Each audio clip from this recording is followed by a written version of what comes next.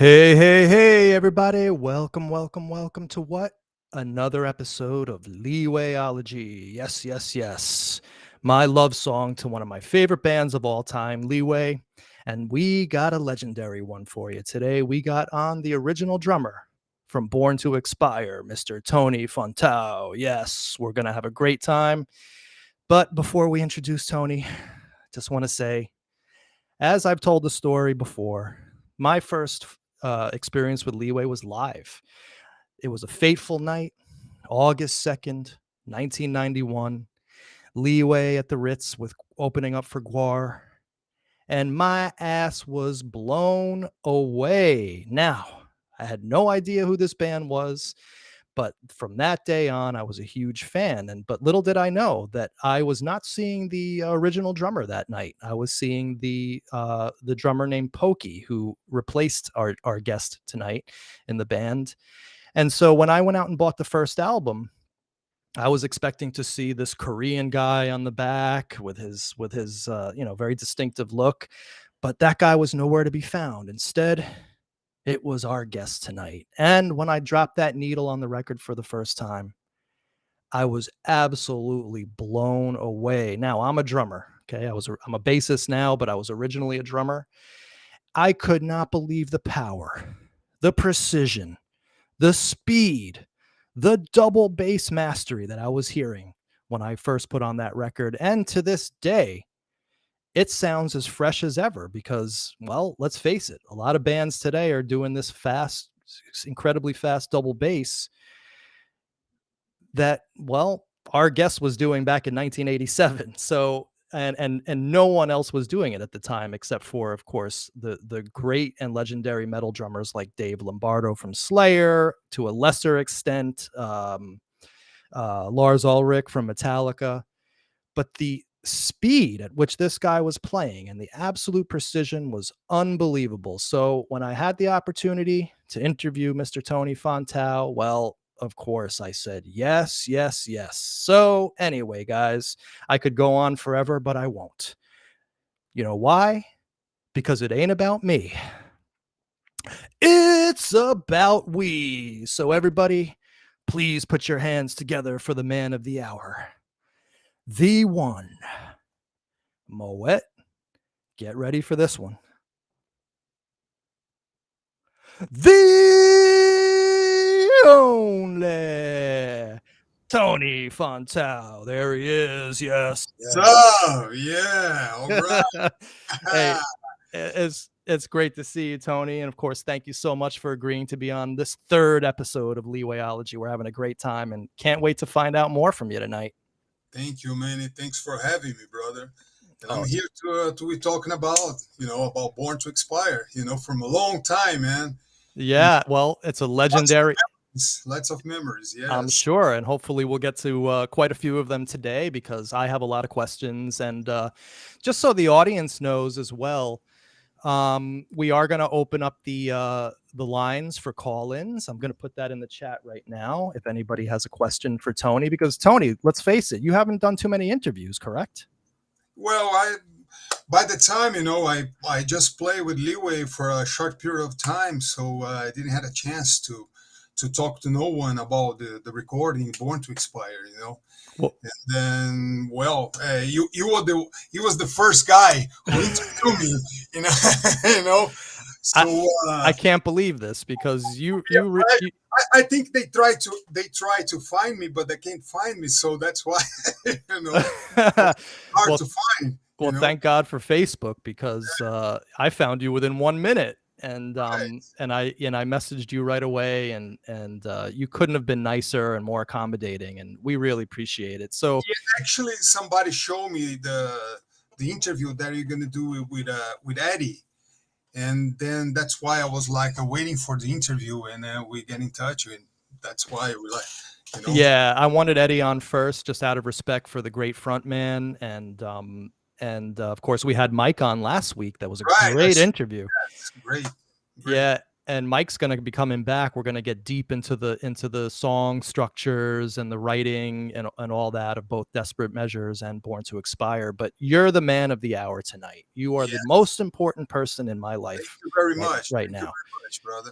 You're very welcome. So, Tony, now, of course, I didn't get into these pictures in our intro where this is the man that most Leeway fans remember with the big shock of hair back in the day. Yes. That With picture was like a few weeks before I joined Leeway. I took oh, in the studio, yes. That's a few weeks before I joined Leeway. uh-huh. Yeah, I mean, this looks like it's definitely from the late 80s, and I want to of course get into all the stories of you joining Leeway. Now, what are we seeing here? Yeah, this is me and Danny, my drum roadie. He was with me all the time. When he would travel around, playing around, with Leeway, Born to Expire. Mike knows him, Ed knows him, the other guys knows him too. He's a very responsible drum roadie, and he's Uh-huh. responsible to set up my set and all that stuff. Like Wow, so you even had a roadie. That's oh yeah, impressive. he was with me all the time, man. He was with me all the time. That's impressive. And of course, we can't forget this picture with the very Vinny Appice Yes, that was inspired. one of my crazy ideas, though, to put the floor tone. you know, that picture where I took was taken in music building, Jamaica music building, around 1986. So this was Before, when you were before I joined Leeway. oh, so this was before Leeway. All right. So listen, we have a lot to get to in terms of the Yeah, history, before I joined Leeway. but before we get to that, Hmm. let's discuss this little man right here. Right. Who's this? Who's this kid?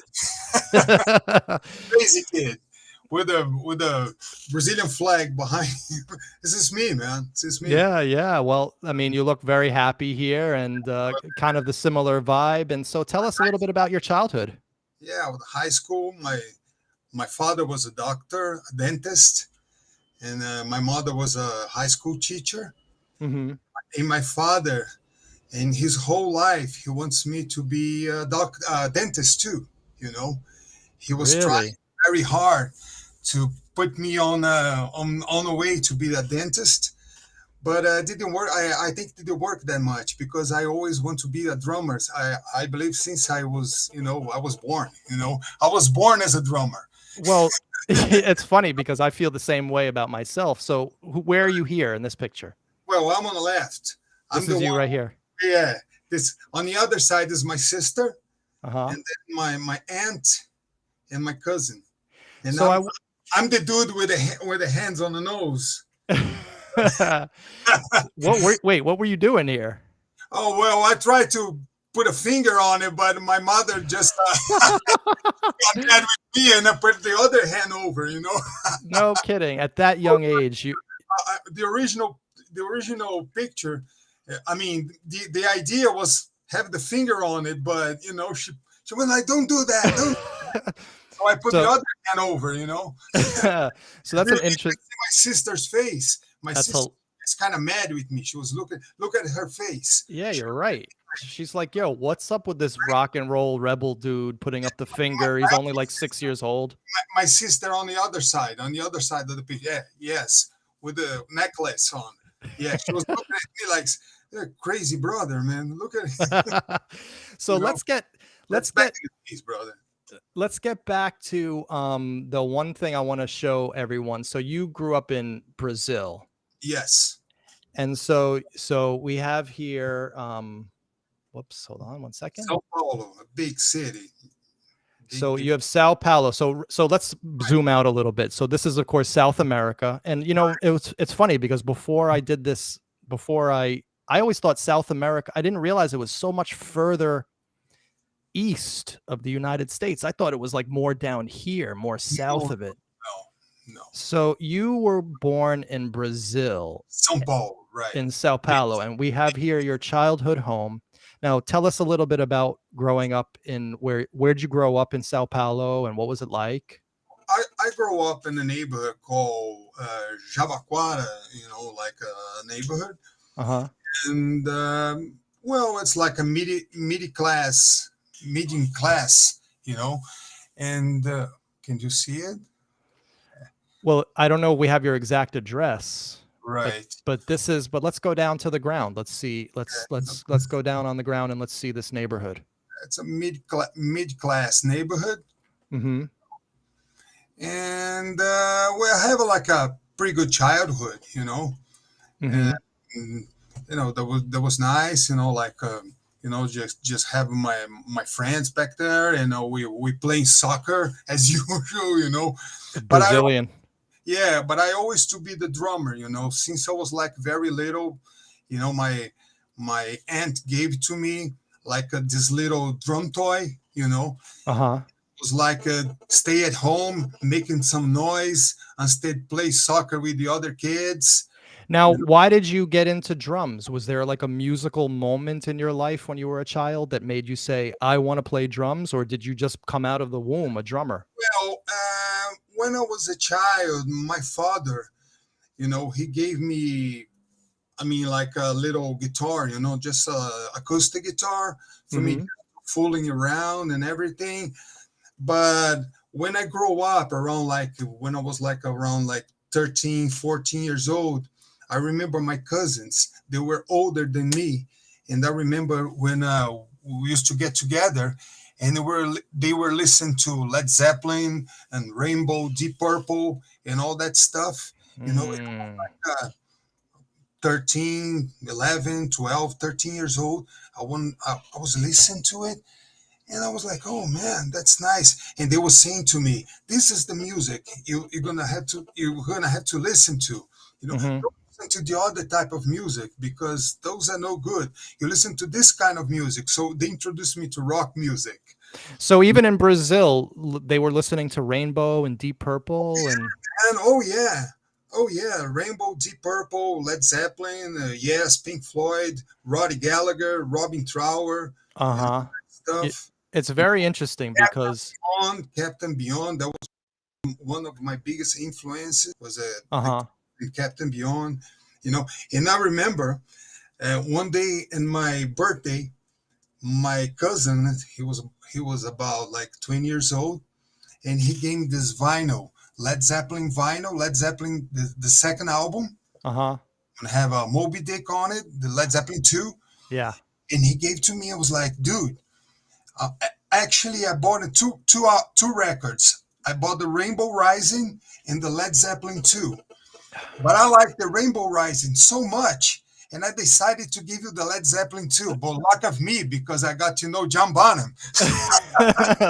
Yeah, it seems like John Bonham is one of your Yeah, hugest influences. right. One of the biggest, the major one, you know. When we listen to a little bit of Born to Expire later, there's a song. The song Born to Expire starts out with a very Bonham like beat, actually, which we're going to play in a Yes, little bit. But it's funny because the influences of you guys are like all over the place. The Eddie was telling me about how his first musical memories were um, the Jackson Five and a lot of R&B, and I right, can see that in his delivery and style. And then Mike told me that it was all about Rush for him growing up. right. And then you're telling me you and I have a lot in common because even though we love this heavy music like metal and stuff, I absolutely love the Rainbow Rising album, Cozy Powell, one of my favorite drummers. Even before Rainbow, when Cozy Powell's band Badland, that was the band before Rainbow. Mhm. His drum bass, his double bass drum was like very heavy. Right, right. He wasn't doing fast 16th notes No, like no, you no, do. no fast notes, but I mean consistency. Consistency.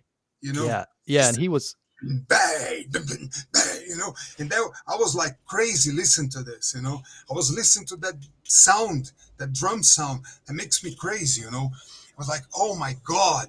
And I right. and I remember when I first saw the movie, The Song Remains the Same, uh, Uh-huh. Led Zeppelin movie. And I saw like Moby Dick, John Bonham, he was with a hi hat on it, Oh, you with the tambourine on it, right. yeah, with a tambourine on it. Yeah. I said to my father, Dad, I want a drums. I want a drums. You must buy me a drums. You should buy me a drums. And I was like, well, buy me buy me drums. And he bought me drums, but without the hi-hat. We without it because he didn't know anything about it, man. He just So he just got you drums. That's it. You said, "Get me drums." tom and the snare and one cymbal, nothing else. I That was like, sounds like my first drum set. I bought it at Toys R Us. what the fuck? No hi-hat. What am I gonna do? You know, Yeah, how you gonna beat Bonham? I figure out what to do. How can I play Moby Dick without it? But I was just a kid, you know. Right, right. Kid, I have this tambourine. I mean, like me and me and my friend, you know, a guy who in the same classroom, we stole the tambourine. We stole the tambourine out of the school, you know, like this tambourine, you know, and I put it on my feet. Yo, you know, there was something special about the early days when we didn't have, like, kids now have everything at their fingertips, but You know, you actually had to invent a sound, which is great. for me was a great experience because I took the tambourine and I cut the heavy or the skin right with the tambourine with the skin on it, like Mhm. you know, like the skin. You don't know if you know what I'm talking about. I know very well. You know the skin, and I Mhm. cut off the skin and just leave the tambourine You just itself. had the wood with the Yeah, jingles in it. Yeah. right. And I put it on my feet and put my feet right inside. And it was perfect, like So wait, so then you were inspired initially by all the great early heavy metal drummers, Bonham, Cozy Powell, hard rock metal. hard rock, right, hard rock, more hard rock. And so did that inspire you right away to want to play double bass, or was that later? Well, I mean, you know, I got to know double bass from the metal bands. I'm saying like Exciter, Mhm. Anthrax, and all the metal bands because like you showed a picture of my first metal band here in Brazil called Cerbero. Yes, you see, I have the double bass on it. Oh yeah. Back there, we used to listen to Anthrax, Metallica, Slayer a lot, and Exciter, in all those bands, and they used to play with the double bass very fast, you know, very fast. And I heard that double bass very fast. I mean, I want to be as fast like them, you know, Uh-huh. the same as them play, the same speed, you know. So I practiced like crazy, eh, and I got it. You know, I reached the speed. You know, Well, by the you what? yeah, you clearly did. Now I want to talk a bit about how you practiced. Did you practice to a metronome or did you just play in your room? No. I'm not into much metronomes. You know, the click tracks. Uh, Uh-huh. Actually, they bother me a lot because I don't think the greatest drummers, all the greatest drummers in the world, which influences me, Ginger Baker, John Bonham, Keith Moon, and Alan White, and all these guys, you know, they were like into click tracks, you know. I mean, like if you listen to John Bonham, man, if you separate the drum tracks and put them in click track, you know, the track is all over the place. Yeah, actually, you know, it's interesting that you say that because there's a video on YouTube where someone takes John Bonham's drum parts and quantizes them perfectly to a click, and all of the soul of the music is taken out. Yeah, you know, but when we listen with the music, that's totally different story, you know. Correct. Right. Now, you just said another name that I'm interested in hearing more about. You said Alan White. Are we talking about the Yes drummer, Alan White? Especially the album Relayer, that was a big influence for me, man. You know, Sound Chaser and Uh-huh. Gates of Delirium. You know, those fast rolls, Right, right. like drive me insane, man. Drive me insane. You know, Now, I listen how were to that stuff, dude. With like 14, 15 years old. You so know, did you ever get into prog and like oh and yeah, doing Emerson, Lake and Palmer. Yes, Oh, yes, Emerson, Lake and Palmer was great. man, definitely. Yes, the pictures of the exhibition alive, alive Right.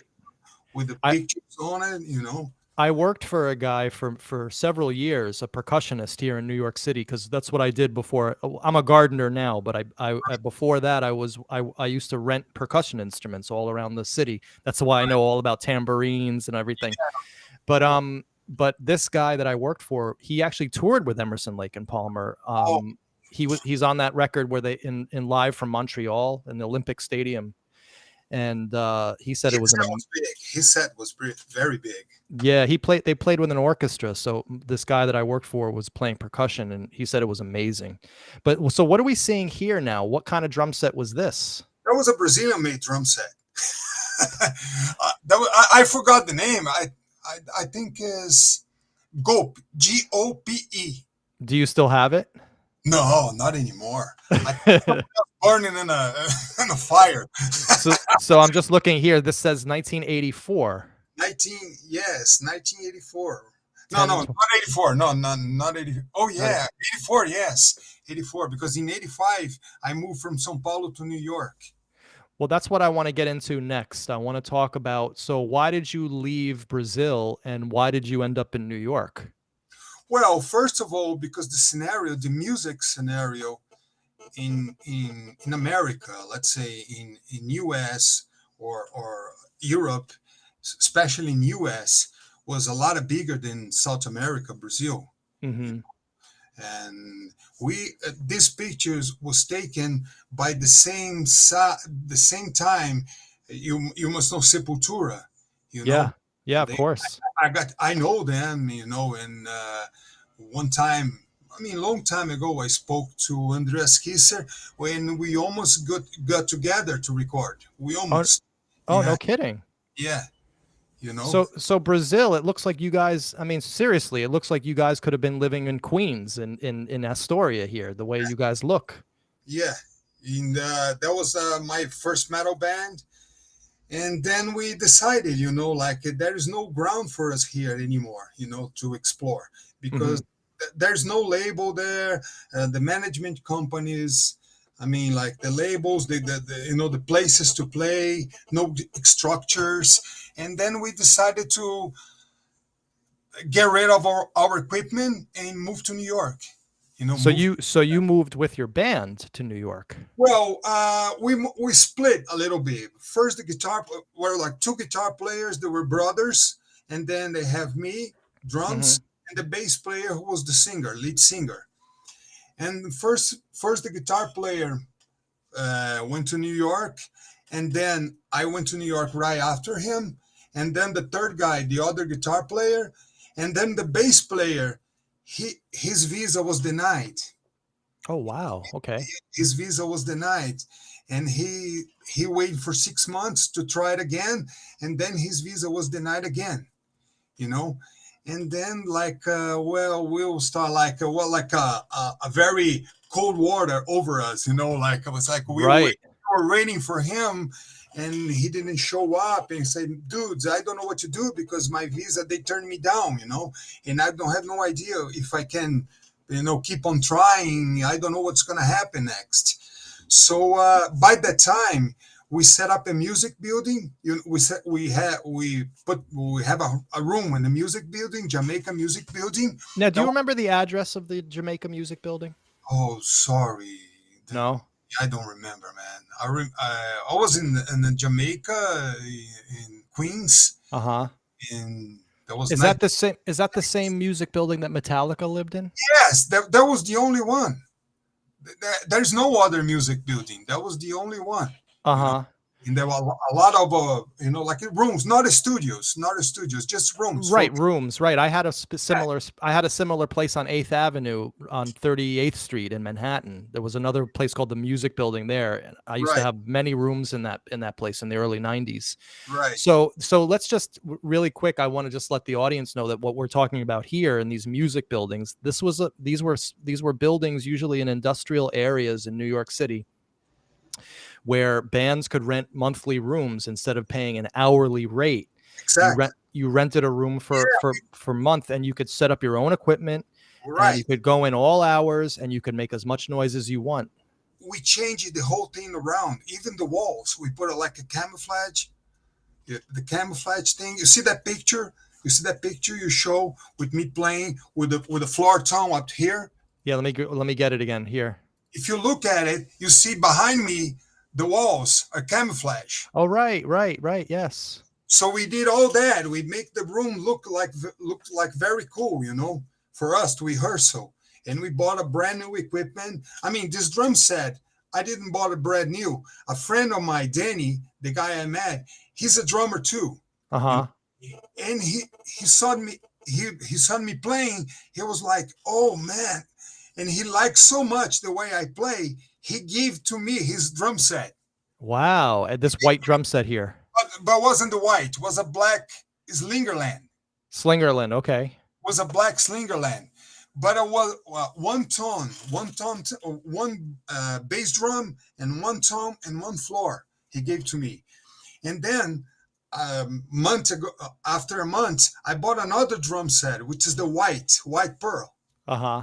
and then I put them together, black and white, half a pearl and half a Slingerland.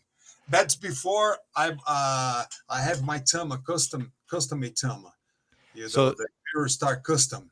oh, Yeah, we'll get to that once we start talking a little my later. So, Yamaha too, and my Yamaha, and many others. Then I play it. But I so don't have room for all those for too many sets, so I kept the Tama, and the other ones I sold it. so how old were you when you guys came to New York?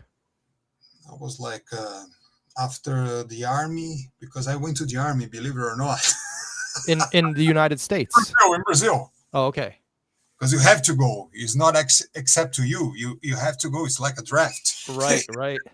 So right after the army, so I went to New York with 19 years old, man. 19. And you went specifically to make it as a drummer. Yes, nothing else in my mind. I wanna make it playing drums, and that's what I'm gonna do. And I don't Right. if the drummers there are good. I don't give a fuck. I'm sorry. I Go for one goal in my mind, and that's what I did, man. I was like right. I was like very competitive in my mind, competitive. How say if I see somebody doing better than I have to keep it up with him, or be even better.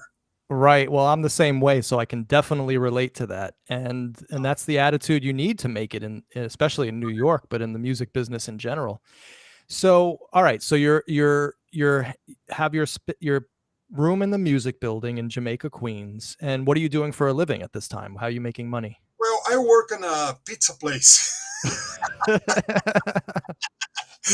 work in a pizza place. Free food. Oh well, at least I worked in a coffee shop. And a pizza place was my first job, and then I worked in a coffee shop, and then the owner's daughter, because my hair was like big, right? And the Yeah. owner's daughter was like, "Hey man, Tony, man, you look like a Woodstock, man." She was like older than me, and she was tripping like crazy. And I have my other friend, I have my other friend from Brazil too, and he looks like more like Robert Plant because he was white with the blonde hair.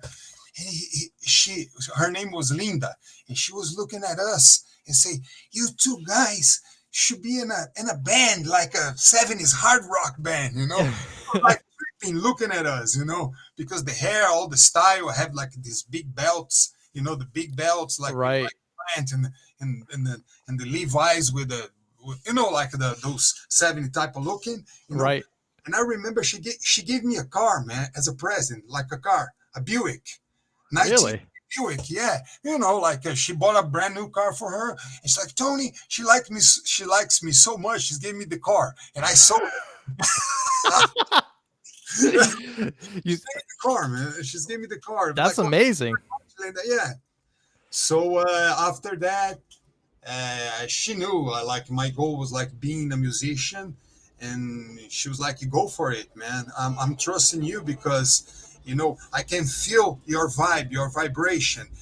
That don't matter if you can communicate good or not, but the way you want to do it, the way you play, like I can feel your vibration, and I trust in you. Like I Uh-huh.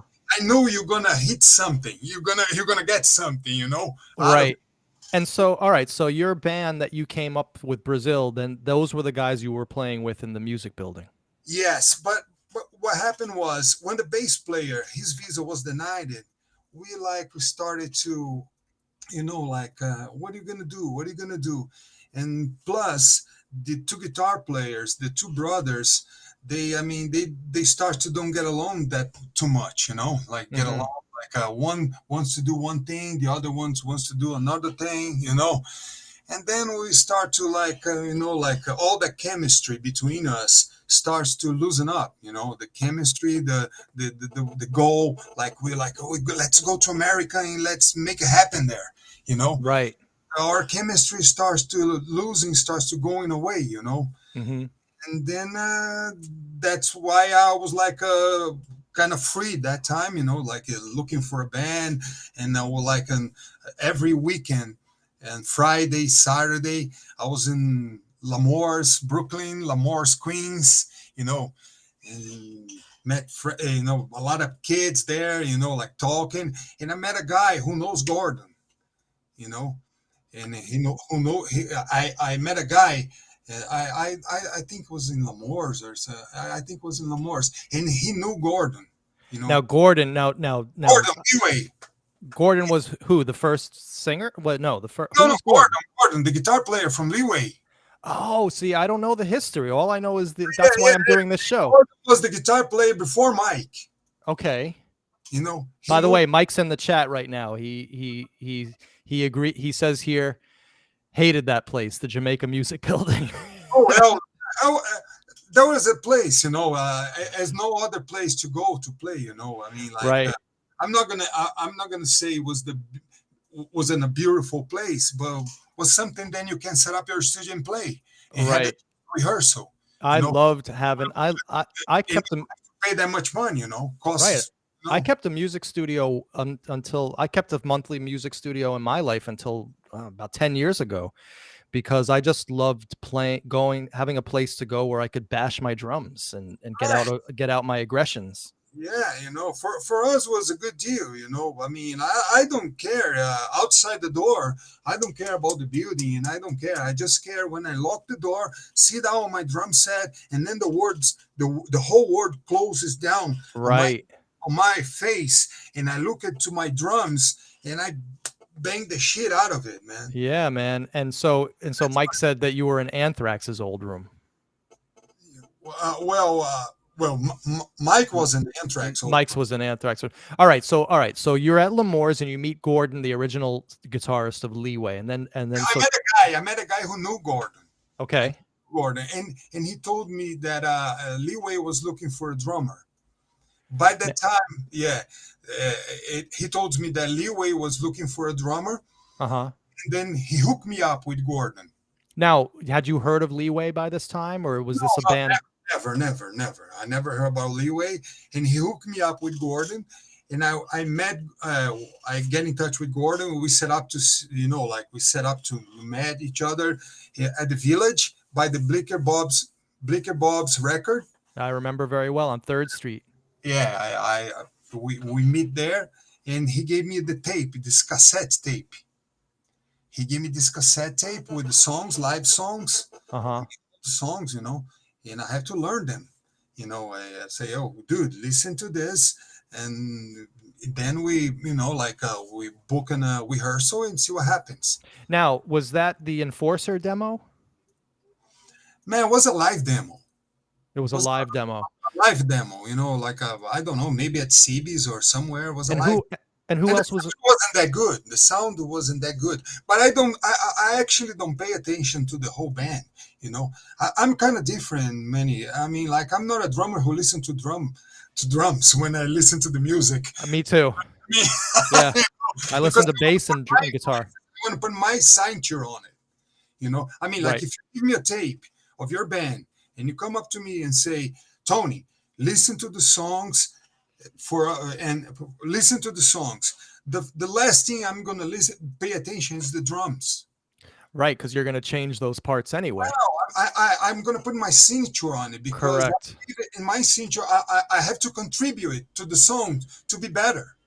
You Now, know, Gordon is Ansys is playing guitar. Who else is in the band at this time? oh, that was Gordon, AJ, Eddie, and Zoe.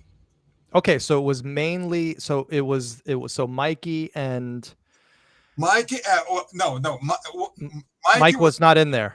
Mike was after Gordon. Right. Okay, so Mike replaced Gordon. Replaced Gordon, right? AJ was in the band though, so it was still AJ was the original guy. the original guy, right? Original, I'm saying, like from the start. And what was your impression of all these guys when you first met them? Oh, they were. I mean, like that was good. That was good. I mean, like, I mean, my that was my intention. I need to play with somebody. I need Hmm. to add my work showing to people.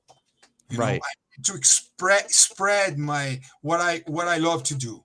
I can't just be by myself and working in whatever, or either a coffee shop or a music store or right.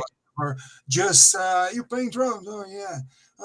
You do something? No, no, no. I mean, like, anonymous. I don't know if Correct. You didn't want to be anonymous. show my feelings, the way my drums. I need to show, you know, out there. I need to show the bands, and Right. that's what I did. Say, well, you give me the tape. I'm gonna do the best I can to learn the songs, and then we go to the studio and see what happens. So this is the man right here that the guys met on that first audition. This is me, but not at studio with Leeway. This But is me. this is before Leeway. This is I just mean, I can say like 2 weeks before. right. So this is what you looked like when you first met those guys in Yes, Leeway. yes, So this yes. is the man that came in so For the tell us. first time, this is the guy they saw it for the first time when I step in. So tell us about that first time playing with them. Well, it was an experience though, because I was so much confident on myself, because I practiced like an insane dude. Hmm. I was listening to the tape on a Walkman Hmm. and practice on my mattress.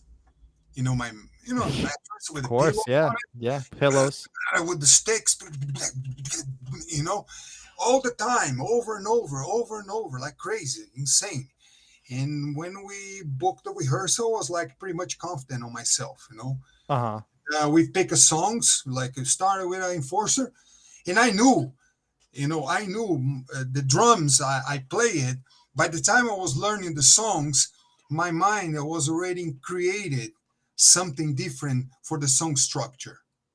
I don't know if you know what I'm saying, because I totally know what you're saying. song structure is like I'm talking about the foundation, the drums and bass, Right, like, right. and give and make the music, the song sounds even bigger, like a dynamic, you Well, know one of the things that impressed me so much about Leeway seeing them was that their songs had good structure. It wasn't just the same thing the whole way through. There were different parts and sections. There were choruses, there were verses, there were intros, there were breakdown parts. So that gave you a lot to work with. So these guys must have been very impressed when they first saw you then. Yeah, I mean, like, yeah, I think they like it very much. But for me, it wasn't hard to create all these parts, because I put so much of myself inside the songs. Then those parts, those drum feelings, they come out naturally. They come R- out naturally. I don't have to study or stay 1,000 hours in the studio, listen to it, or trying to or writing notes or any that shit. Just listen and feel the thing, And feel feel it. and feel it inside your heart, you know. Right. And by the time I listen to Enforcer one time, two times, three times, like bam, bam, bam, bam, that hit on the China, for me it was like a Newport influence, man, because I cut Yes. those half a notes, those ghost notes, pa pa, like a whiplash, pa pa, That was definitely a Neil Peart influence. Absolutely. and I make Well, it sounds good at the end.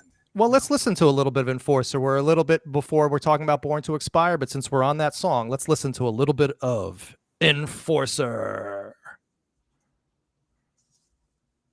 Give me a second here. Okay.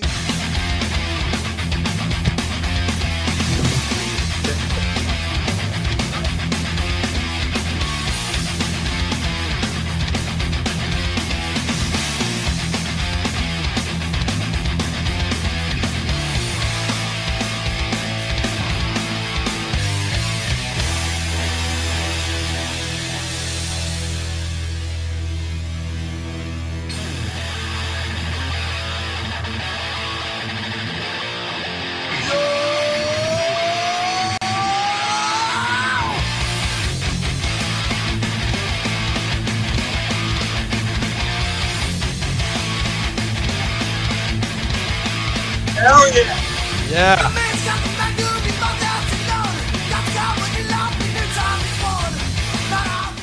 So Very tight, man. Very tight. super tight, man. And of course the amazing section where your double bass is just out of control. Let's listen to that.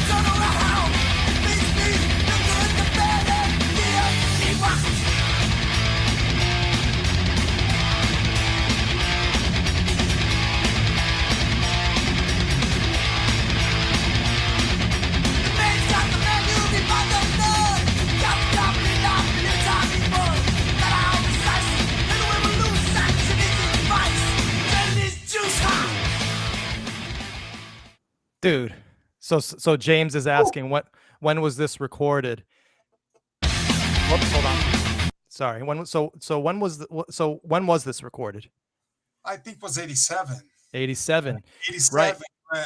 Rhode Island, in the city called Warren, and the name of the studio, I already Normandy Sound. Normandy Sound. Yes, right. Mike already said, Mike It- knows everything, man. Yeah, Mike is the man. Mike and I are going to do a whole bunch of deep dives into the music pretty soon.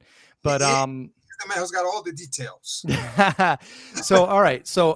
so then you ace your audition with Leeway and you're in the band, and then what starts happening in your life? Well, we start to play, man. We start to go all over the place and play in small clubs, and then we start to getting together, play at CBGBs, and we play at the streets with in upstate New York, play in Buffalo, I think, and then we start to play. But that time, and I play with Gordon, and then Mike came right in, you know. By the time I joined Leeway, Gordon left, I think after a month or a few weeks, I don't remember, he left. And then Mike came in, you know. And then that was it. That's one of the classic lineups. The lineup, right? They see on the back of the cover, It's funny that you mentioned Yes and an influence, because I was telling Mike how you guys were like the metal Yes. You could change, like they changed lineups. Like this was the lineup, and of course there you are. Button, you see that white button in my jacket? Yeah. Just the white button. Uh-huh. Now, you can't see it because of the pictures, like like pixelized. But have the three circles, John Bonham 3 circles on it. Oh, no kidding. Yeah. So you guys were like the Yes of heavy of thrash, because even though like they changed Zowie and you out for the next album, they still retain that Right. very tight sound. But Right. so it's funny because I always knew who Eddie was on the record and AJ, but the three you guys here, I was like, which one is which, man? Who's Tony, who's Zowie, and who's Mike? I mean, like, it's hard though, because I stay with Leeway for only one album, so it's hard to know who I am or Zowie, because after the first album we left the band, And, Right. Right. So and let's get back to Normandy Sound and the recording of this, of course, classic album, Born to Expire. So by this time, you guys had were the songs really tight by this point, or when you went up to the recording studio? oh yes, we rehearsal like a insane rehearsal. We rehearsal like crazy, Mm-hmm. 3 And times a week, sometimes 4. really? Oh yeah, no, non-stop. And so what, real quick before we get into the music, I'm actually very curious if you can remember what drums did you use on that album? Oh, my Tama, my custom-made Tama, Imperial Star. So you had a custom go ahead. Double bass, 26-inch, man. 26-inch. 6 by 14, double bass. That's powerful stuff, man. Double Because bass. The engineer when he heard the songs, like, what the fuck, man? Because to play a drums with this size, I mean that fast, because those big size drums, you have to hit They're them hard. slower. Yeah, they're No, slower. hit them hard, like to get the sound out of it. Right. Hit them hard. It's different than in the drum set with small pieces on it, with small sizes, like 22-inch bass drum, Right, or exactly. The bigger drums are a little slower to harder react. to hit. The harder you have to hit, to get the pure sound out of it. And Right. I usually don't recording with like those equipments that they stop recording if you have like if you're consistent to play, like one time you play hard and then the next beat you play like kind of sluggish, or like just like, and then you play hard and it goes like on and off like this, and they stop recording. No, I always play consistent and one hit, one heavy hit. So the engineer was like, "Dude, man, I mean, like, I'm an engineer for many years, and I'm very impressed with the way you play. I'm very impressed with the power. Yeah, Not well, no, the power was huge, and out of and the 26-inch bass drum. well, that's and what else was in that kit? So you had two 26-inch bass I drums. have like a double bass 2614, and I have two toms, the 13 and 14, 13, 14, 14, 14. Uh-huh. I have the 16 and 18 floor toms. Ah, so very much like your friend, like your influence Bonham with those two floor Yes. toms on the floor. It was funny though, because when I was working in Alex Music Store on Oh, on 48th. 48th Street, New York, by Manny's, Yeah. uh, and I mean, like, they give me this job to work. What can I say? I was the one who stack up all the drums on the shelves, because they, like, I mean, like, if I stay selling, I was talking too much with the people who want to talk to me, and what's up? I was talking Yeah. to everyone, and he put me in work in, like, say, like in a warehouse, like just stick the drums and everything. And there was one day, this drum set came in, right? This drum set came in. I was like, oh man, look at the size of this drum set, a 26-inch. And I remember Steve was my manager, and I asked him, say, Steve, uh, what about this drum set? Say, no, somebody else ordered, and I don't know what happened. I don't know if the guy who ordered, he didn't like the color, or I don't know. I mean, like, he looked at the drums and it was like kind of too scared because the drum's too big. He's like, I'm not gonna sit behind this monster, man. And the Uh-huh. drums too big, and he decided, he declined. He declined he don't want the drum set anymore. Yeah, well, 26-inch bass drums, that's a That was a little scary drum set, man. I that's mean, intimidating. I gotta say, I like, love 24s. I was a 24 guy, but 26 inches, wow, that's yeah. amazing. And So were And the then I drums? say, Steve, then I say to my manager, I say, Steve came up to me and say, Tony, man, remember that time? I say, do you still want it? I say, oh, hell yeah, man. So I'm going to, you can buy it. I say, oh, really? And he starts to, like, take little pieces out of my paycheck. Uh-huh. And that was a funny story, because I still have a part to like, to pay and finish my payments. So what I did, I call my father, I call my father here, and I say to my father, Dad, I need the money because I gotta go to some English school or something, like. My dad say, "Oh, really?" So he gave me the money, and when the money came to me, and I bought the drums, and I had to tell him the truth. He was motherfucker. He's But like, at the end, he liked it. At he was the like, end, I'm a dentist, but I'm gonna fucking knock your teeth I'm, out I'm gonna knock the teeth off, and then I'm gonna put them all together again. and charge you for it. I charge you for it. So by So, the end, when he saw the album, he was like, starts to being proud of me, like, oh man, good job, good well, job. that's a Even nice feeling. even my father didn't know, I can play that fast, Right. The oh my speed. God. Yeah, I remember my mother when I was a kid. I was a kid, and I have this little drum set at home.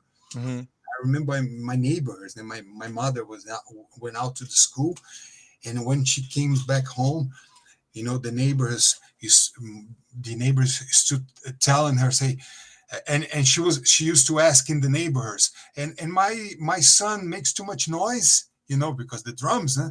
Right. Because she don't want to bother nobody, the neighbors. And there's one lady back there. She say, no, I mean, like, he don't make too much. He don't make too much noise. But I'm curious to know one thing: how can he play everything in once? How can he play all in one? Like, I mean, like, I'm very curious. I mean, like, she was like very curious. Yeah, well, the style that you had in those years was way ahead of its I time, in was my a kid. opinion.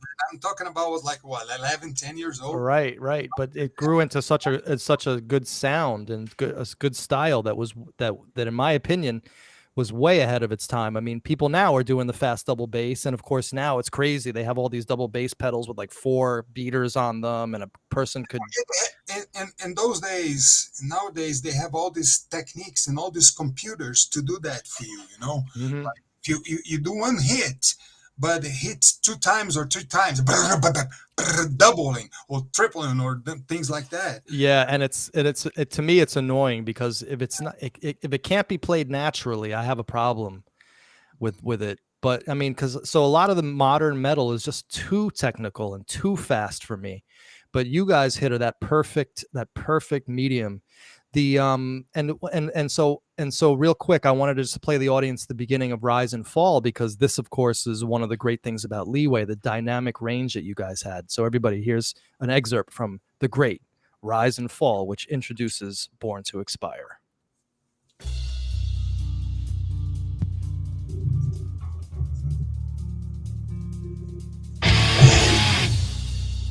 Ooh.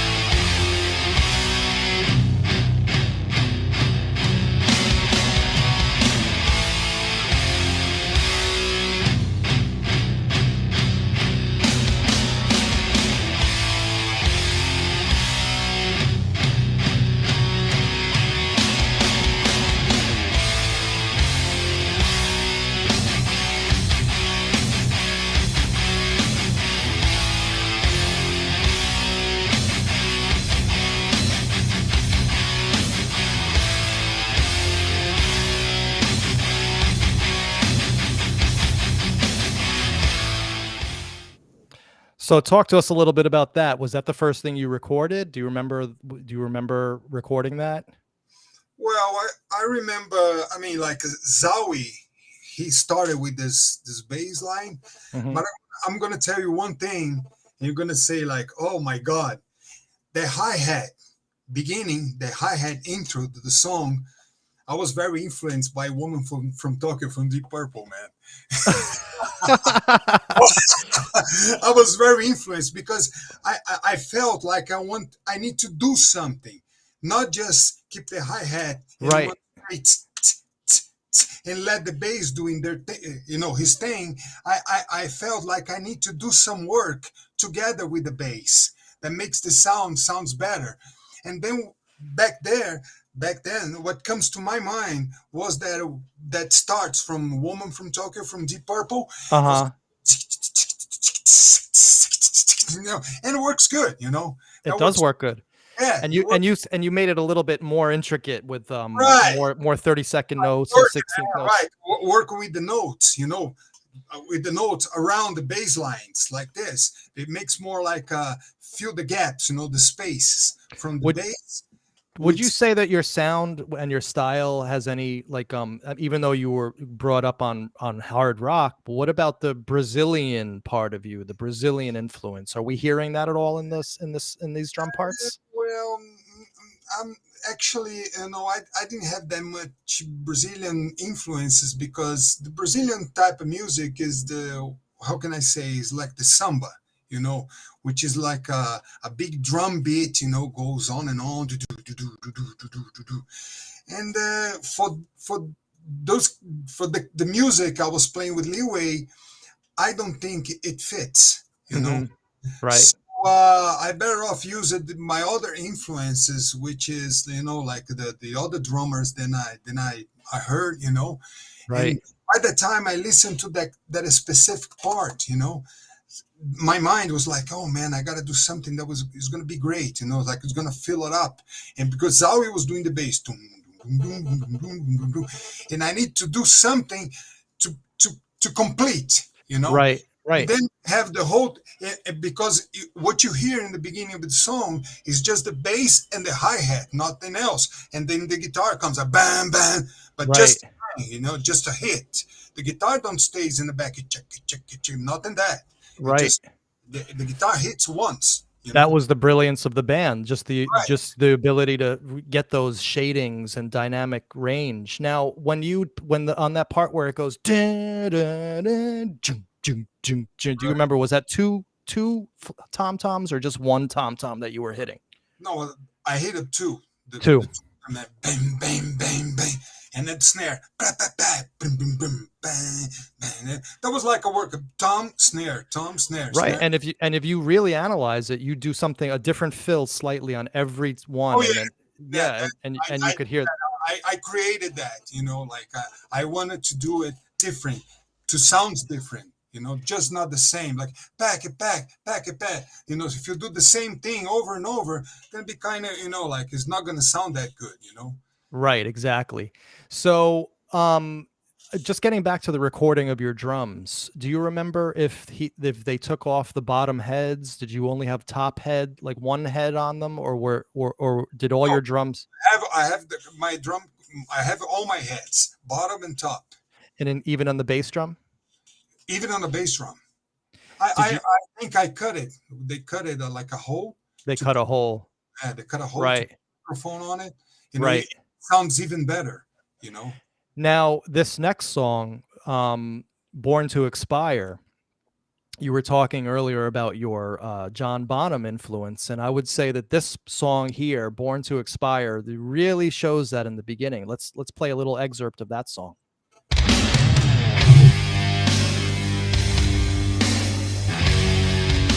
Here we go. Right there, John Bonham.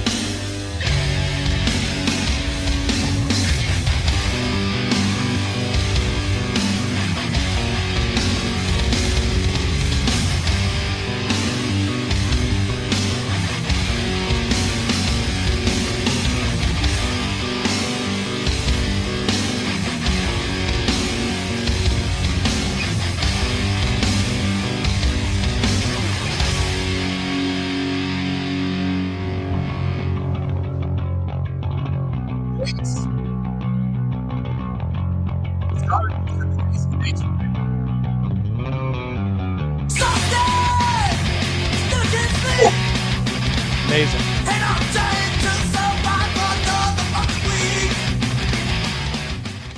So right there was what Leeway did the best. The different parts, the slow and This then the fast. this part, this beginning, this intro, that was the one the sound engineer looked at me and say, "Dude, man, holy shit," because Right. it was listen to the sound I was taken out of the drums, out of the instrument, you know, because I was playing like precise, not just precise, but heavy, you know. Right, right. And you could hear the Bonham influence in the bass Yes, drum. listen to, yes, the double kick, The double kick, right. Right. The trip, I guess it's called a I did, triplet. no, but I don't, I did that with the one foot, not Right. with the double bass. Just I like your boy Bonham. with one fit. I had double bass back there, but for this part I use it only one fit. You Now, know, I think I know the answer to this question already, but I'm going to ask it anyway. Did you use a click track to record these songs, or this was all natural? I don't remember using a click track, man, because like I said, I'm not used to click tracks. Right, exactly. That's kind of why I figured. It's like we're in the same room, Mhm. separated by a window.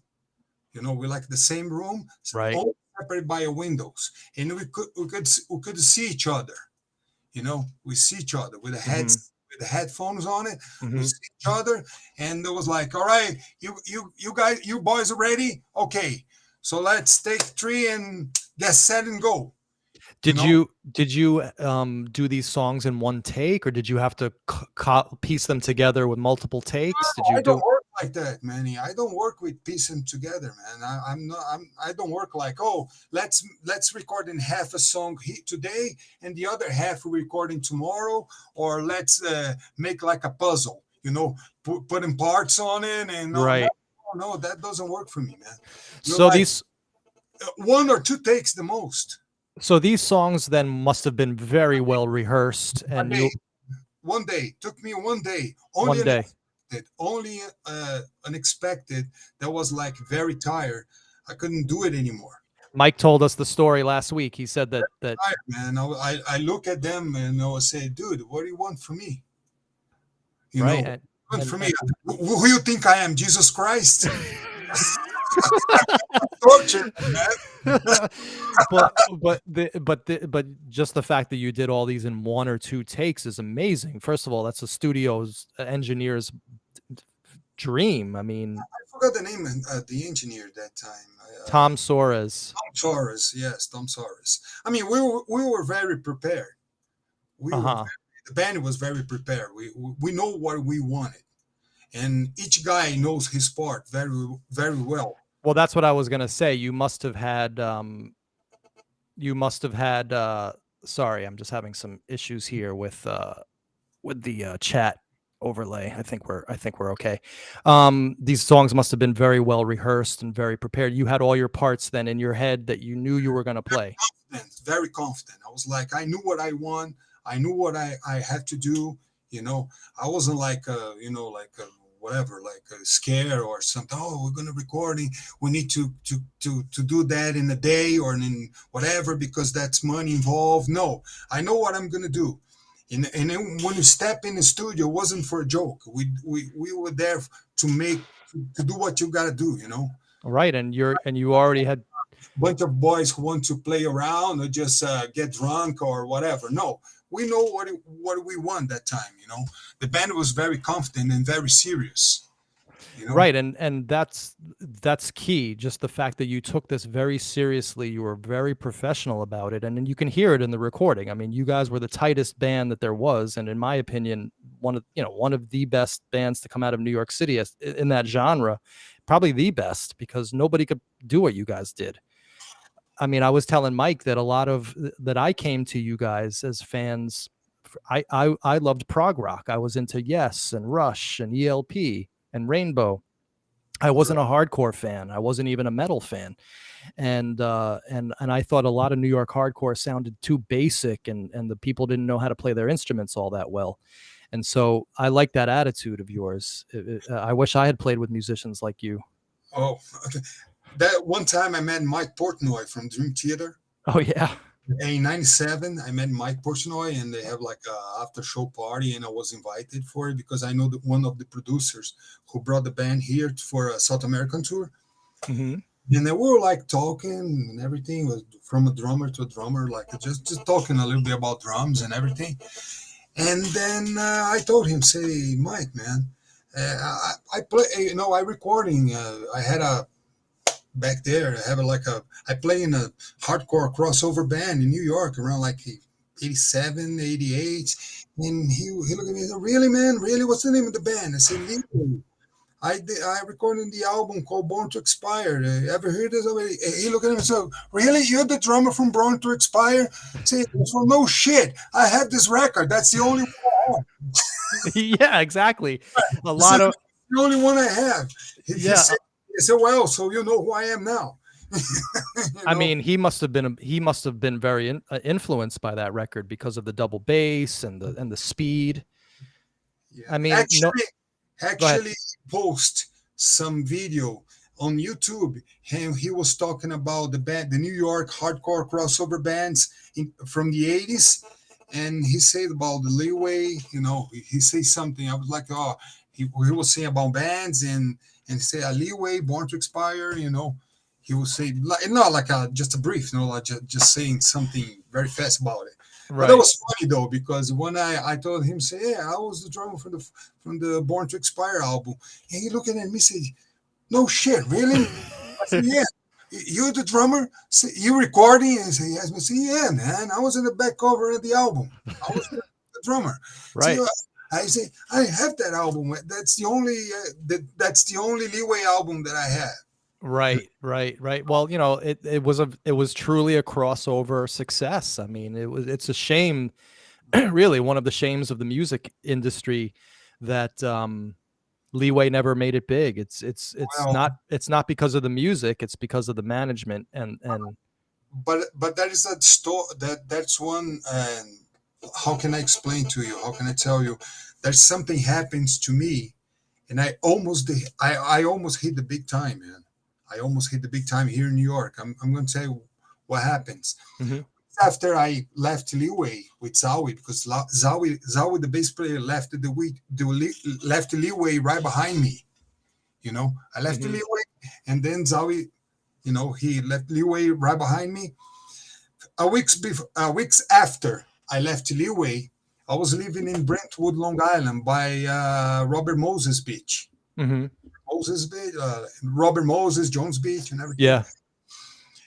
And one day I came home and I have it on my answer machine. There's a woman who's like, Tony, and I want to talk to you. And I hear you not playing with Leeway anymore. And please call me back. And she didn't say anything. She didn't say her name. She didn't tell her name and nothing. She said, please call me back. We need to talk. And I call her back. She was Lisa Robinson from Rolling Stones magazine. Mm. She calls me and she said to me, yeah, I got Chris Williamson, Profile Records gave me your contact, and I'm calling you. And dude, awesome job you did at the album. She was saying that to me, Mhm. and I'm putting a band together. She was setting up a band. She was like managing a band. Like, you're gonna be the drummer, you're gonna be the bass player, you're gonna be the guitar, you're gonna be this and that. Right. And I would love it to have you, come down and play, rehearsal with us and see what happens, you know. And she gave me the address, was on the 30th Street, 7th Avenue, a studio called Rocket Studios. Mhm. And then we set up a date, and I show up, and she was there waiting for me, Lisa Robinson from the Stones magazine. And she introduced me to the guys. I walk inside the room. The drum set is already set up, man, with the cymbals, with everything. I just need my drumstick, nothing else. So the guys were there, like two guitar players and one bass. And one of the guitar players was the lead singer. Uh-huh. And they were like all set up with the guitars on it and all that outfit with long hair and all that necklace and shirts and all that ready. I mean, ready to go. They all like ready to go with characters. Like ready to go. Right. And then I was like, hey, dudes, what's up? And they look at me and say, what's up, Tony? How are you? I say, how you doing?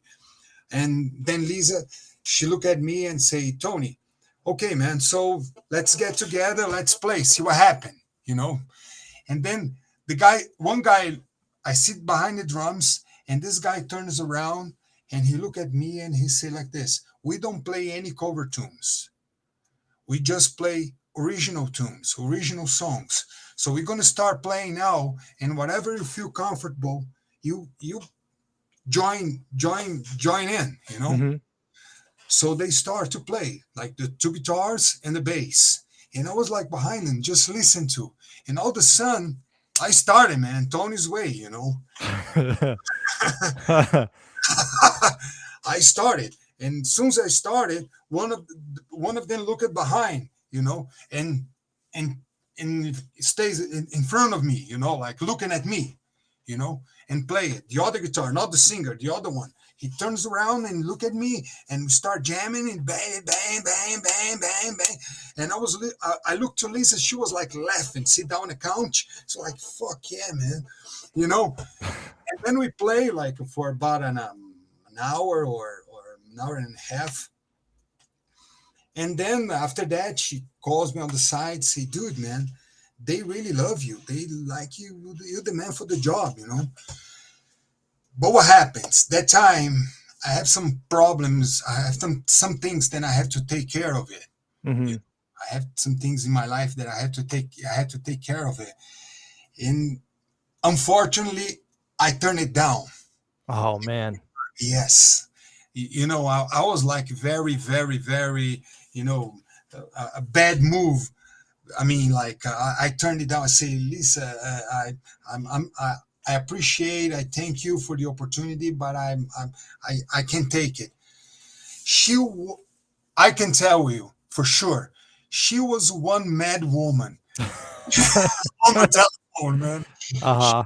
One mad. What? You turned me down? You the one, like she was like, who you think you are? Really? Yes. Who was this band? What was so special about this band? The band called The Lost or Lost something. I think I saw them at L'Amour's. Uh-huh. It was packed because Lisa Robinson knows everyone in the music business. Right. Right. Like a hard rock band. It's funny because a lot of people don't realize that there's a lot of very powerful women who are players in the music business. Like one of my best friends, Sue Tropio, she managed Metallica for Q Prime Entertainment. She was their main contact person, and this was like a bulldog woman. I mean, she was mad, brother. She was very mad with me on the phone. So like, what are you saying? You don't want to play, you turn me down or something like that. Who you think you are, man? I was like, hey, take it easy, I'm just saying I have a few things that I have to take care before I accept it, because I knew if I accept it, will be a different story, because she's in the music business already. And for us to sign with a major company would be just a snap of a finger. And right. To the world tour, and then you go to everywhere. And there's a few things that I have to, to do it before, but she didn't understand. I think she was in a hurry, Right. Yeah. So do you have any regrets to this day about that, or is it just? Yeah, I still sometimes I think like, part of a life, it's a part of a life. Right. We have these moments in our lives that are crossroads. We go this way or this way, and we never know it's the right path. We're okay. I'm doing okay. I'm very okay. I have my studio at home, and I play with the other bands. We're recording. We went on tour. We have clips on MTV South America. Well, Brazil. I do want to show. I want to show. Here I want to get back to Born to Expire, but while you're talking about it, why don't we show your current band one of your bands that you had after Leeway called Brutal Faith? Yeah, it's more like a groovy band, like Motorhead a little bit. That was an MTV South America MTV. There's your Hold on, what's happening? Hold on, it's going to an ad. Sorry, it'll stop right now.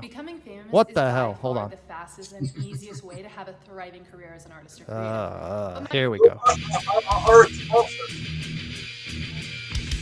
So there's your Tama Imperial Stars. That's it. I recorded Born To Expire.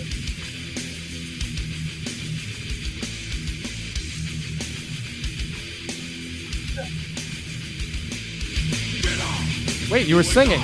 Oh yeah. Play drums and sing.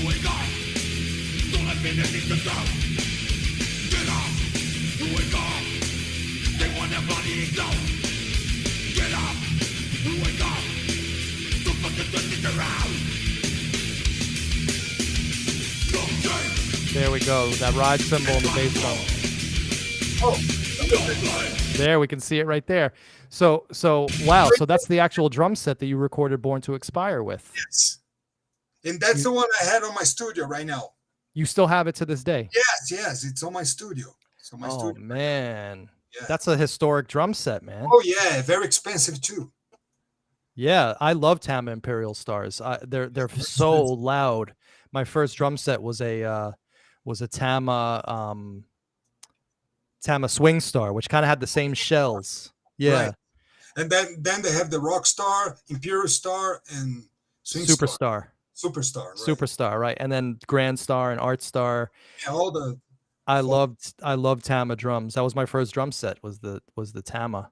I started with like Tama was the first brand new drums that I bought it, and since then I stick with Tama.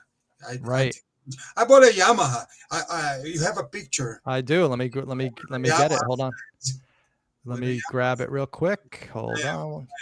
With the Brutal Fate. Oh wait, I have it right here. Hold on. Yeah. Give me a second. That was right here. Too. That was a very good sound. Yes. But these are much smaller drums. How did you deal with playing? 24. That's these were 24s. Okay. That's 24s. So there's your Yamaha set. What was this? I sold it. I don't have it anymore. Here we go. So this is Brutal Faith right here again. Right. 3-piece band. You're right. And what happened to this band? Oh, what happened to this band? Well, like recording the first album, and then recording our video clip on MTV, and everything was doing great, doing very, very, very good. And all of a sudden, the guitar players decide, for personal reasons, he doesn't want to play anymore. Really? He suddenly, all of a sudden, he turns around and say, "Guys, I don't think I can do it anymore." I said, "What? We play like crazy on TV, and our album on the people like downloading the songs and everything. Right. Out of 8 songs, 5 songs was the first 10 songs, the most downloaded on the sites, the music and everything and everything." And he turns around and say, I can't, I don't think, I think he's got some, personal issues to take care of it. Right. Well, from there, we were having hard times to find another guy, because, like nobody wants to take us serious. People think it's a joke. Right. And then you think you can do it on your free time, and I'm not, right. Right. So, that's the story of my life with bands. I was always the most serious. I was very much like you, or I am very much like you. Take it very seriously. It was work. Have fun, but it was work. Put in the time, rehearse, get it perfect. And it turns a lot of people off, unfortunately, because responsibility, you have to have, man. Correct, exactly. It doesn't matter where you come from. If you have the talent and if you have the responsibility, you're gonna get somewhere. Right. Somebody's gonna discover you, or somebody's gonna, like introduce you to somebody, But you need that, that focus. Exactly. So there's a couple more tracks I want to play. I want to play from Born to Expire. I'm sorry. Go ahead. No, go ahead. About Born. No, I just want to extend about what we're saying about Brutal Fate. Please. And then we have the album.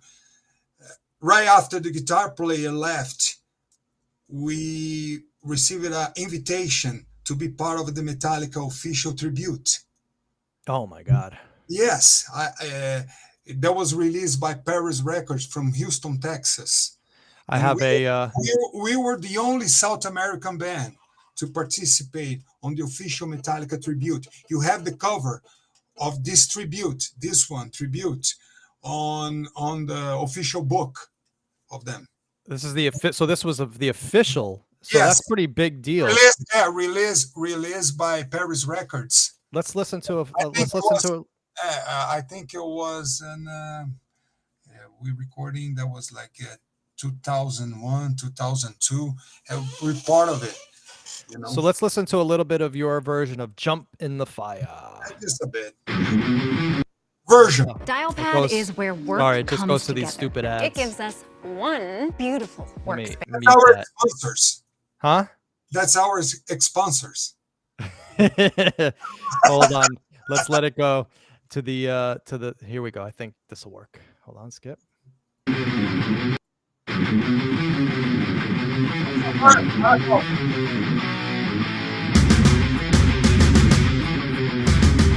Very good. Very good.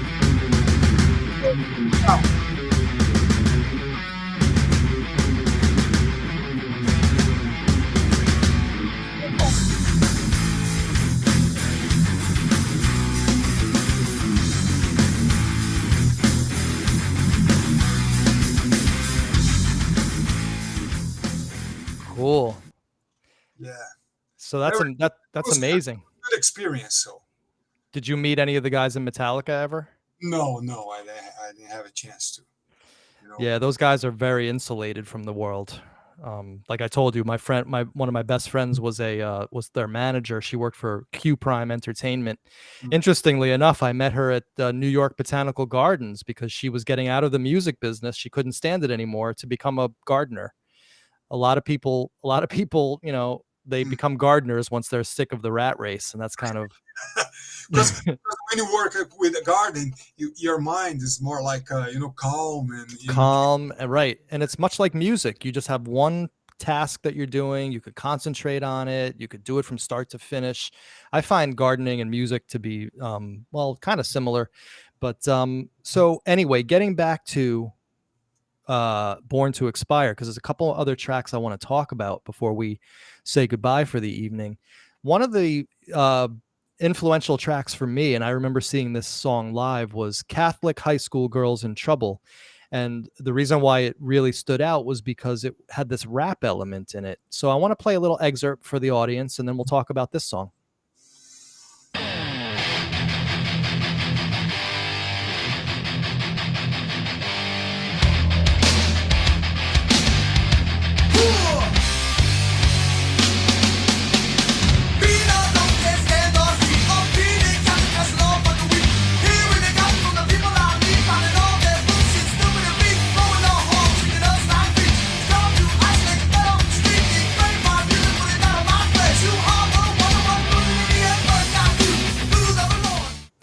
So great ride cymbal work, and of course, Yes. kind of a rap sort of influenced metal song. Yeah, very groovy. Because the song demands a groovy drum beat. You know, Right. The song, like demands like a groovy drum beat, and the bass line, so like very groovy. So I have to, like shape up and match together with the bass. Right. And of course, you and Zowie. Zawi was an amazing bass player, man. He was like a incarnation of some old bass player, like from the 70s or whatever, because he plays with his fingers. Uh-huh. And I remember his Fender precision bass. Uh-huh. Very heavy sound. Yeah, that mid-heavy sound. The Zowie. Zowie's a ghost now. He's alive, I think, but we cannot find him no matter what. Yeah, that's too bad. I would love to see him again. Yeah, so maybe Zowie. Close. We're like a very close.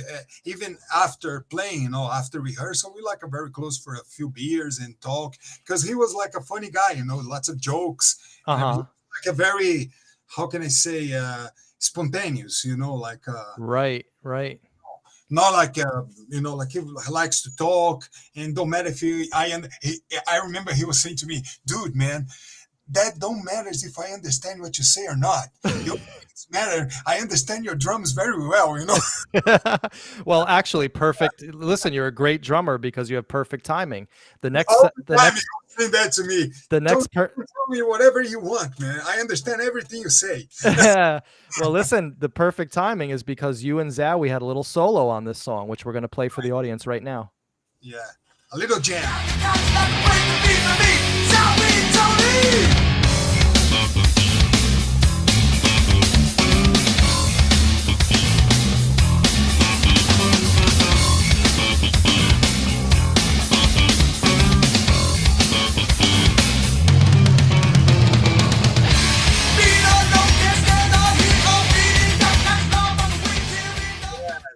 Yes. That was, I mean, what a classic song that is. Every little piece of every song from Born to Expire, I'm saying from the drums perspective, was out of some very heavy influence that I had. You know, Right. like this part here, this particular part here, like I said, I was very into like Alex Van Halen type of sound, you know, Mm-hmm. type of groove, Right. especially Van Halen 2, you know, like the Van Halen second album, Mm-hmm. when Alex Van Halen does this groove beat with the bass player, and I something came to my mind to like plays, you know, like not copy. I'm not a copy guy, you know. My have like an influence. It influenced me to do like the same type of drumming and make the sound sounds way bigger and open up the dynamic of the sound, you know. Right. And Yeah. that's what I did, and that's what happens, you know. The dynamic. Imagine if the drums was like just drums just with a regular beat, you know, like Right. A funk, like a little funk beat. yeah, Yeah. just a beat. No, you know, like change, that feeling, that change, that chemistry, you know, that Right. is the whole dynamic, you know, that changed the whole dynamic, and that's what I did, and you know, like we're recording, and they were like a very happy we did that. Zowie was pretty happy too, you know, like when we listen back we listen back to what we recording, me and him, and he Uh-huh. was looking at me for like, fuck yeah, man, I think we should marry. I Hey think we man, you should should have married him. We'd find him. I think we should get married, you know, like I days of wish the you. drummers was so tight, you know, like Yeah. at the Yeah.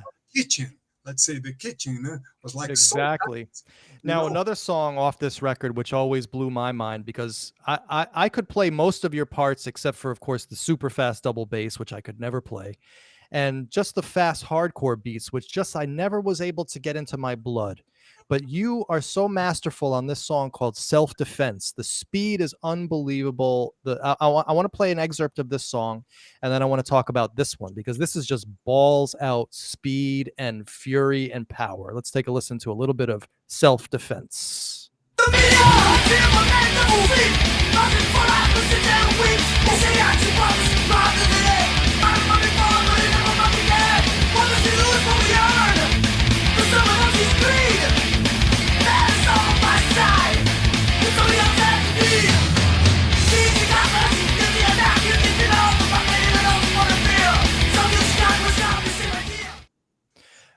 Whoops. So talk to us a little bit about that. Actually, this song was the song that I couldn't play anymore. Actually, this song was the song I was like dying, man. You know, Self Defense, because Self Defense, it was like a cover tune. I think this is some punk rock band. This is Self Defense is a song from I think it's Exploited. Oh, really? I didn't know that. Okay. I think it was like, and we did our version, I think, Uh-huh. and very, very, very fast. You know, very fast, very.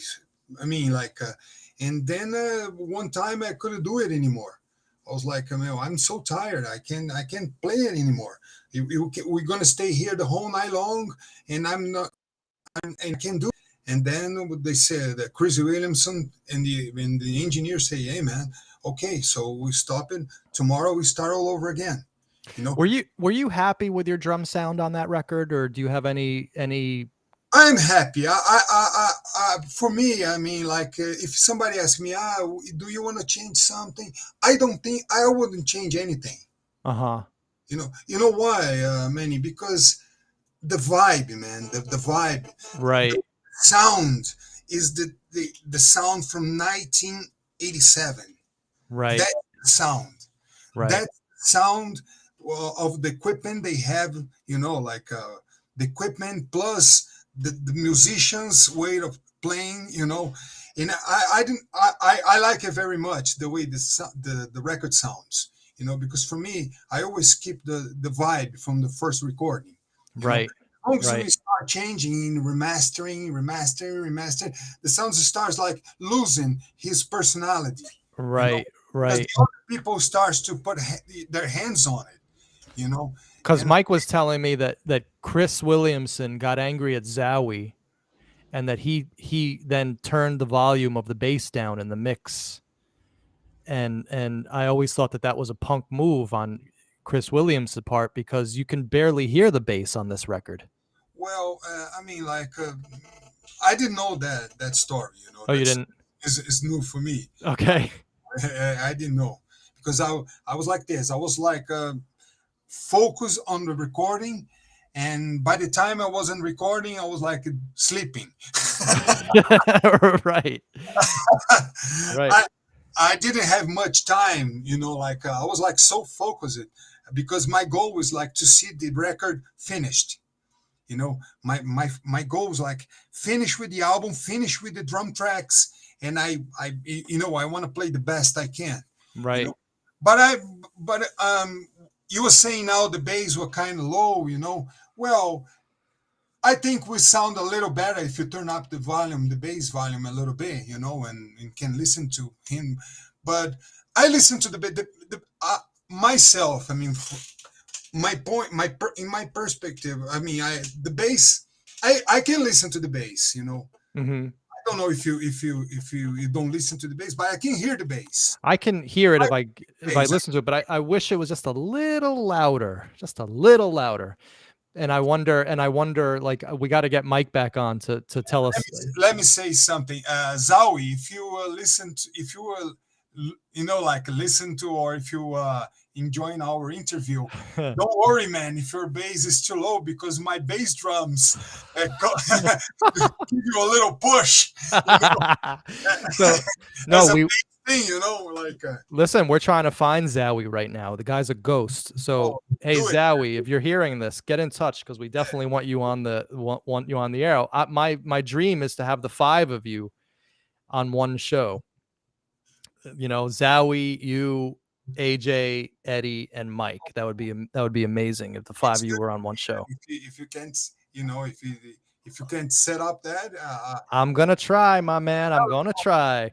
So just a couple more, like maybe 2 more tracks that I want to talk about, and then we can take it on out. Now, Enforcer is one of my favorite songs on this record, because of the dynamic changes and the tempo changes that you do, all driven by your amazing double bass. The speed of the double bass is incredible. And then there's a section that we'll hear where it kind of goes into like a little halftime thing. Let's listen to Enforcer for the audience's sake, and then we'll talk about it.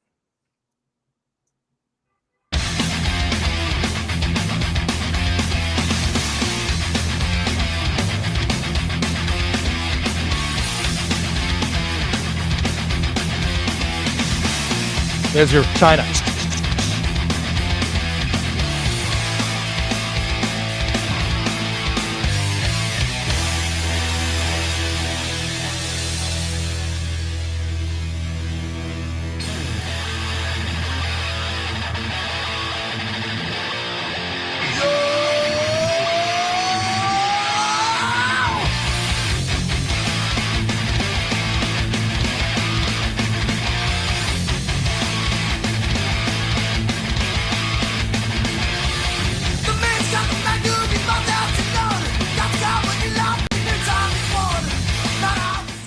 So that beginning was epic, and then of course, then we have the guitar solo, and then we come to this epic breakdown.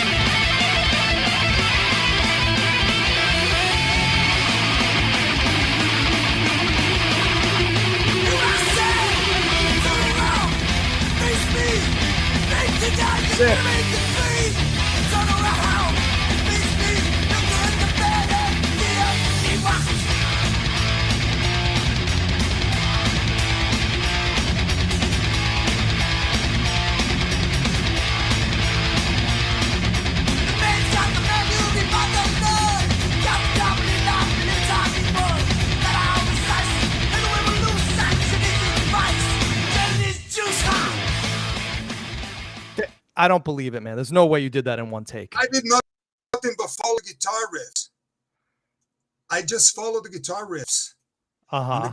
You know, like the first part of the song, the guitar, you know, like the guitar riffs asking for a fast double bass, and I play fast double bass.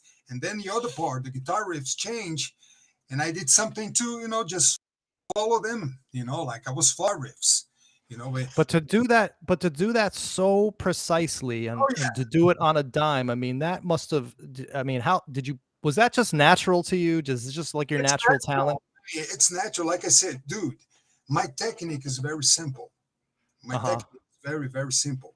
But I call her the triple H, my technique, which is head, heart, and hands. You know, the triple H. My head creates the sound. My heart, I put into like a feeling, you know, and then all goes to my hands. You know, Right. I always use it. I'm a very technical drummer, you know, Right. but the way I do it works very, very good to me, you know, because, you know, I when I pay attention for a song, I try to create something that's going to contribute. I don't want to be just a drummer. Right. I don't want to be just a guy who plays the drums behind the other musicians and just do it your part. You know, okay, I know there's a lot of good drummers who does that, like Charlie Watts from the Stones, or even you know, the Ringo Starr from the Beatles. You know, they do the job. You know. But I want to do something more. I want to work with the drums and elevate it, the dynamic of the song. You know, makes the sound bigger. You know, like expand. You know, very dynamic, because Ginger Baker, the drummer from Cream, he said once, and I heard what he said, and I never forget. He said, "A band with a band with an okay drummer is just a band. You know, a band with an okay drummer is just a band. Right. A band with a good drummer is a good band. Right. And a good band with a good drummer is a super band."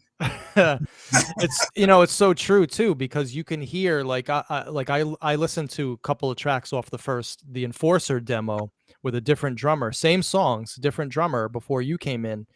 And it's night and day what you did for this band. You tightened them up. You made everything so precise and perfect. I still am not going to believe you when you say you did these in one take. No way in hell, man. No way you did that. One day, you know, like 2 takes, not no. Most of the sounds. And live, you did this live, no overdubs.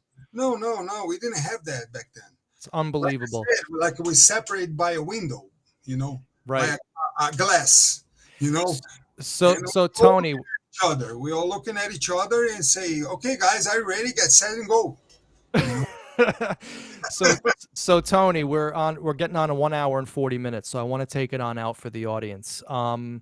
My question to you, of course, the next logical question is, what happened? Why'd you leave? Well, like Eddie on the first interview and Mike said, I wasn't too happy with the way the band, you know, the record company and the management company was taking care of us. You know, Leeway, I mean, like we deserve it much more. Yes, absolutely. And much more, you know. I was very disappointed. I'm open my heart, you know. Right.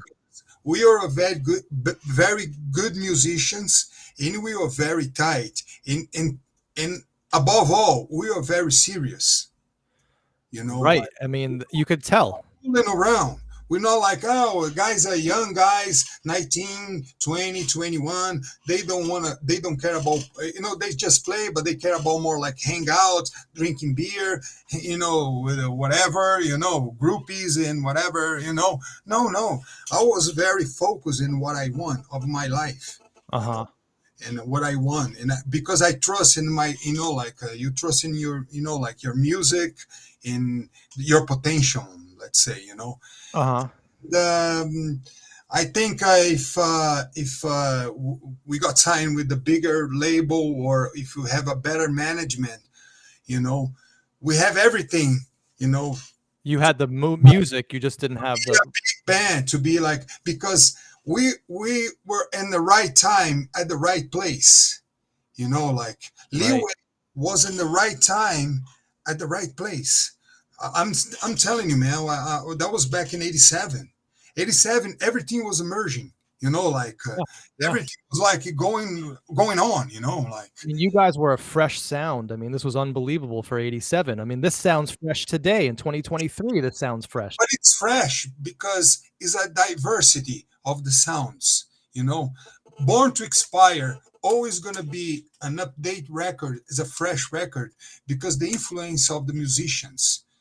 We're like we not all the musicians were the same, the same vision. Oh, punk rock or hardcore. No, Right. I listen, but my school is a different school, you know, and I brought that school, that knowledge, introduced to the Leeway songs, you know. Right. And that's what I find. That That's what makes the magic, you know. Exactly, exactly. And I'm finding that so fascinating. I'm learning all of this just like the audience is. I'm learning all this for the first time about you guys and the influences. And yes, absolutely, the different influences that you all brought into this one mix, and then it became this one sound. I mean, that was the key to it all. I mean, what the different schools that you brought into all this. And so anyway, Tony, this was an amazing interview. Is there anything that you would like to tell the audience that maybe we didn't get to today? Because we could always have you back another day, hopefully. I would like to thank the audience to join us, on the talk, and like if we have a drummers listen to us, like keep it up, keep playing, trust in your drum, try to be diverse. What can I explain? Like be like like different sounds, listen to different type of music, like prog, rock, metal, hardcore, or any other sound.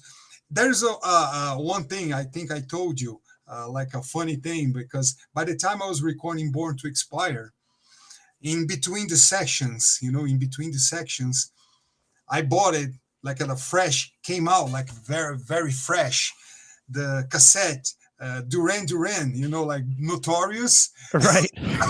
Yeah, not what you would expect. Yeah, no, and I was listening to it because the groovy, man. I Right. don't. I'm I not a loved it. radical guy. I'm a musician. Right. I'm going. Exactly. Bob Marley once said, "Good. If it's good, it's good. If it's bad, it's bad." So that don't matter. Absolutely true. And Be I love. radical. That's not gonna take you no place. That's not gonna take you nowhere. No, I'm a metal drummer. No. I can play metal, I can play hard rock, and I can mix all that influences and make Right. sound even better and bigger and original, and sound.